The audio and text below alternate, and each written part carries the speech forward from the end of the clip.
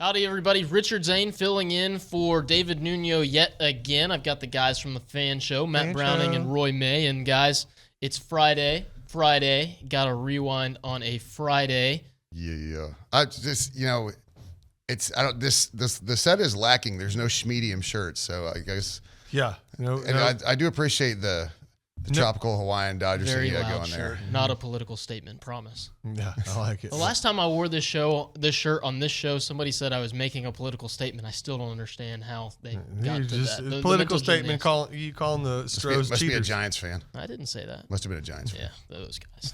And trust me, there are a lot of Dodger fans who will say that cup's out. I'm still way out on the Giants. Today on the Rewind, we had Olin Buchanan previewing the Florida Gators, first year under Billy Napier.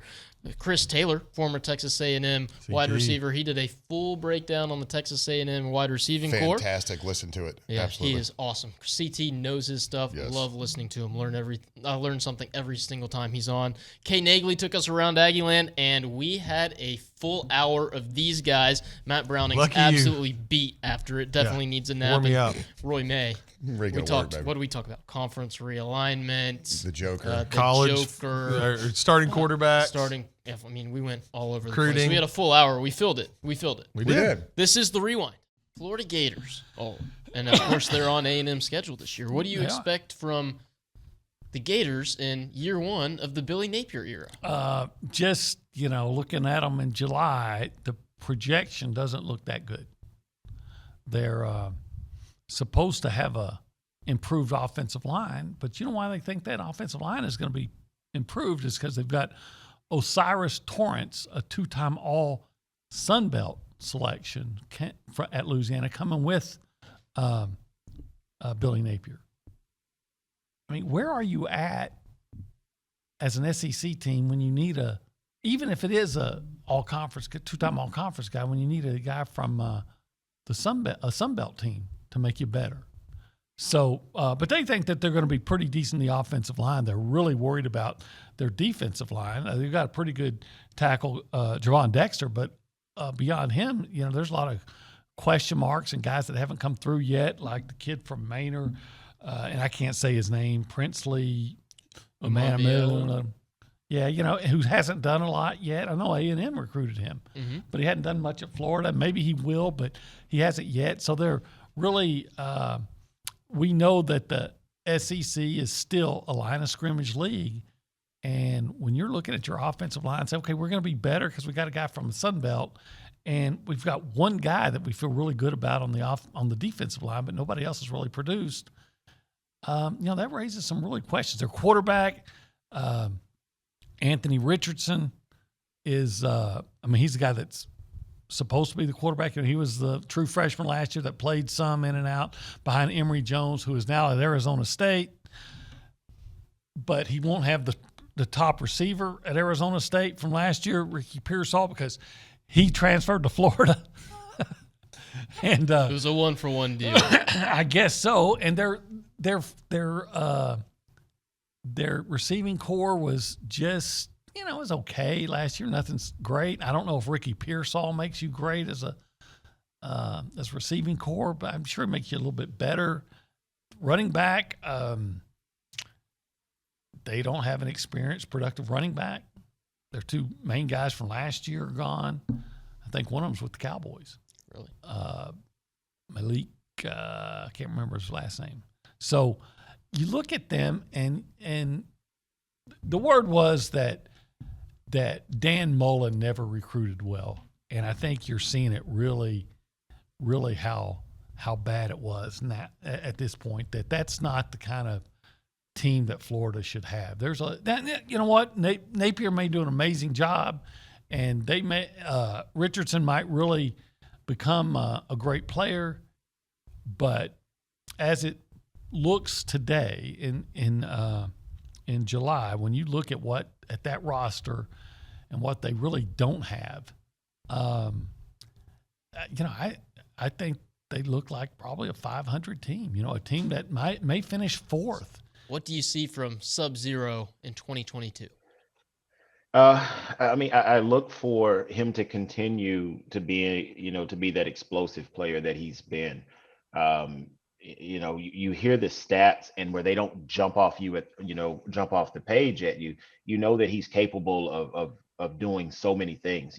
Whether the ball's in his hands, which I feel like he has to touch it 12 to 15, even 20 times a game. Being able to be in the formation and make defenses account for where he's at. So he brings so much to the table. He's such a dynamic player. You can line him up in the backfield to create mismatches on linebackers and bigger safeties, or you can put him in the slot and have him work the zone and be able to create separation and make big plays from there. So he's really just a unique player. He has been I think he's been sturdy. He's been a great player. He's on the field. He's playing games. So I mean, as long as Anais can get his touches and do the things that he's been able to do over the last couple of seasons, I think that's where you start at, and that receiver core should have a huge impact this season.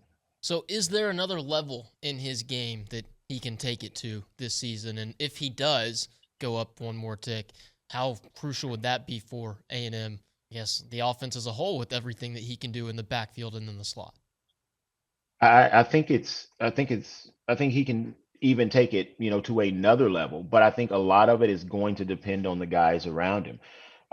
You look at that position group, and you have guys, like Anais. You have Muhsin Muhammad, who has started to make some plays. You bring in a guy like Evan Stewart. What Keith Brown brings to the table, and you saw what he did in the spring game. So you have some guys that are explosive, that can flat out run and can create mismatches and stretch the field vertically. But then you have the guy number 6 in the backfield, that he's a home run threat at any time. So I'm hoping these guys develop. I'm hoping these guys get in there and make big plays to make defenses stay honest. Whether you're going to have to choose, you're going to have to pick your poison. Are you going to sit back and keep your secondary deep to make sure that you're not beat over the top, or are you going to bring that extra safety down to try to stop the run? Because we know Jimbo loves to run the football to set up the pass. So the big thing that has to happen is just these young guys have got to start making plays. They've got to use that speed to their advantage. And I think Jimbo, that offense could be one of the tops in the country if all of those guys are hitting on all those cylinders. And with that, we go to the News and Social Center to get what's going on around Aggieland with Kay Nagley. Yes, so although 2022 or 2021, 2022 sports have concluded, season ticket renewals and new sales are underway for soccer, volleyball, and basketball. So to be a part of all the action for the upcoming 2022-2023 campaigns, season tickets are now available through the 12th Man Foundation. That's 12manfoundation.com. The deadline to renew season tickets is July 28th. So you don't want to miss out on all the action. Just to give you all a quick rundown of what you can expect from these sports. Coach G, leading the soccer team in his 29th year as the Aggies head coach, has a group of talented freshmen coming in, as well as a lot of returners. Their season includes 11 matches at Ellis Field, has a bit of a challenging schedule with 10 of their 19 opponents earning a spot in the 2021 NCAA Division I Soccer Championship. In volleyball, Bird Coon, a little bit of an underwhelming season last year, but the Aggies hit the transfer portal hard. And according to Prep Volleyball, they're bringing in 5 freshmen to make up the number 13 recruiting class in the country, which I don't think a lot of people know about. So that's really exciting. Very under the radar. I didn't know about that. I know. Thank you for educating me. Of course. Men's basketball, coming off a turnaround year with Buzz Williams, fell just short in the NIT, but with a group full of returners, they're looking to make a big run in the big dance and just have a great season. And finally, women's basketball, Joni Taylor beginning a new era of Texas A&M women's basketball. Coming from Georgia, brought some Georgia prospects, some Georgia transfers along with her, and the Aggies should be excited to get this new era underway. And I believe earlier this week, the SEC released the opponents for conference play in women's basketball, so the Aggies know who's coming to Reed Arena and also who their road trips will be in league play this year. So, and I believe Georgia, Joni Taylor's old team, is going to be making the trip to A&M. They are. That should be a very interesting thing and definitely a game you do not want to miss. Okay, you mentioned those 4 sports: soccer, volleyball, men's hoops, women's hoops. The answer to this question obviously should be all 4, but if you had to pick one of those programs to have season tickets to, and obviously you don't have to because you're a student and you have media credentials, so you get to go to all the games if you want, who would you have season tickets for? You know, I spent a lot of time last year watching men's basketball, and that, although the 7-game slump, you know, it wasn't that fun, it was still, to see them come Not from fun is such a putting it nicely, low man. That was and go from such I mean, I went to New York, and obviously that was a very exciting trip for me, and just to be able to basically follow them throughout the entire season and just to see what they can do. Only really lost Q as a starter. I mean, Haas had hit the transfer portal as well, but I'm really excited about that. I grew up playing volleyball, so I personally love volleyball. And I did not know about this number 13 recruiting class, so I think that's very interesting. They have a couple girls that are 6'6", 6'1", 6 foot, I think. So they're bringing in a group of talented people. So and women's basketball. I'm really excited to see what Joni Taylor does. So 4 really good coaches, 4 fun programs to follow. I mean, okay, have you ever gone to a soccer game here? Because Yes, the I soccer actually- games at A&M are a lot of fun. The crowd gets kind of rowdy there as I well. covered a soccer game as well, and I had no idea really what it was about. And I was like, wow, this is actually a lot of fun. So It's a lot of fun. So, Kay, thanks for taking us around Aggieland. That was Around Aggieland presented by Norman G. State. Talk about college football rivalries. Yeah, we are talking about college football And how rivalries. they go to die with realignment. And a number of them are in jeopardy yet again as another wave of realignment surfaces. Guys, I believe it was a week ago, yesterday, that the news that UCLA and USC and sunny Los Angeles, California is Biggest now, domino. This is the biggest It's domino now of them all. Big Ten country. Yeah, that was the by far showing what the future of college football is going to look like. That was the biggest domino because that was, at least, like I said during the break, Texas and Oklahoma at least made sense somewhat regionally. I even though I hated it, it made at least some bit of sense. This one makes no sense. This is college football is going to turn into an NFL minor league. I'm excited for like Eggs Benedict and mimosas and first pitch when USC has to travel to Maryland and they have a getaway time to get back because they're still student athletes. Yeah. It's going to have to be double headers. They're not going to have any choice but to play double headers every Saturday, baseball and softball, anytime they have to travel from west to east. When you're in Excuse season, me, when east to you're west. when you're in season, you'll just be in online classes and you'll go for weeks at a time and just So make so you really run through the league. really so we were talking about this. We're gonna dive in. I'm gonna Go dive for in it. first. What's your prediction in So 5 hold on. years? So my initial No reaction. one can predict that. Yeah. So my initial thing about conference realignment is because since it doesn't affect me right now, it's not going to matter, right? I know it'll happen. It is what it is. But USC and UCLA going to the Big Ten, knowing that the Big Ten literally stretches all the way to New Jersey, which, in case any of y'all don't know, is well east of Michigan, all right?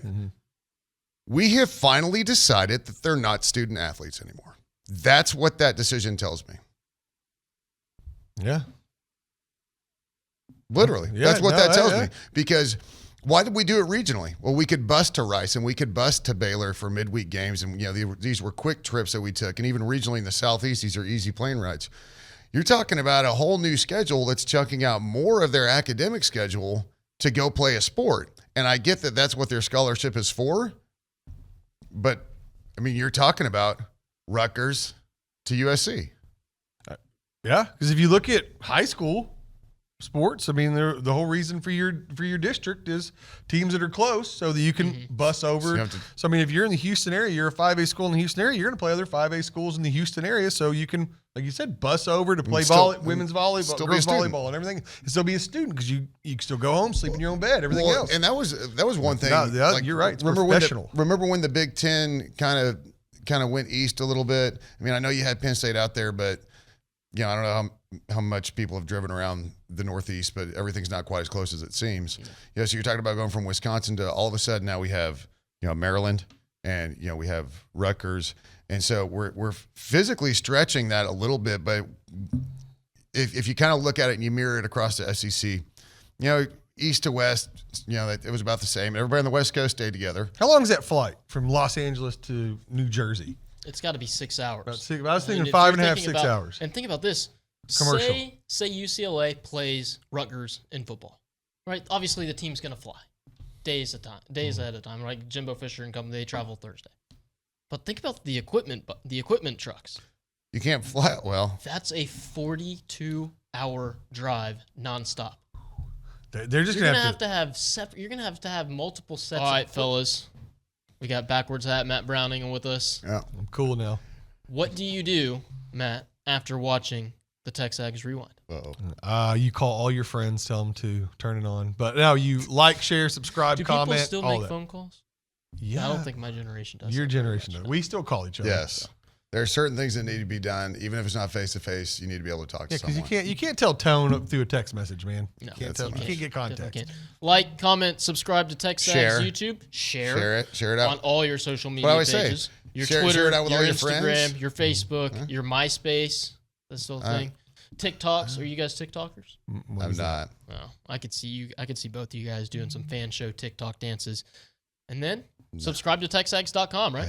Yes, Yeah. absolutely. Yeah, Subscribe. premium. Yeah, get all your recruiting content. You got camp coming up soon. It's where you're gonna want to be. Nuno's back on Monday. Schmediums are back on Monday. Structure to the show back on Monday. Thanks for taking the time to watch us.